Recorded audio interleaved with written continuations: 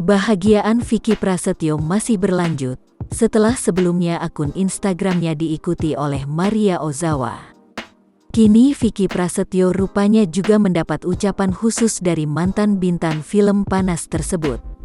Ucapan khusus itu dibagikan Vicky melalui sebuah unggahan di akun Instagram miliknya. Dalam unggahan tersebut, Maria Ozawa mengaku ingin datang ke Indonesia untuk bertemu Vicky. "Hai Vicky, ini Maria Ozawa. Aku dengar kamu adalah penggemar berat aku, dan aku sangat senang ketika mendengar itu," ujar Maria Ozawa, dikutip Tribun Style dari akun video yang diunggah di akun Vicky Prasetyo pada Selasa tanggal 22 Juni tahun 2021. "Aku berharap pandemi ini bisa segera berakhir, dan aku bisa ke Indonesia dan bertemu dengan kamu di sana. Kita bisa kolaborasi di YouTube atau apapun yang kamu mau," sambungnya.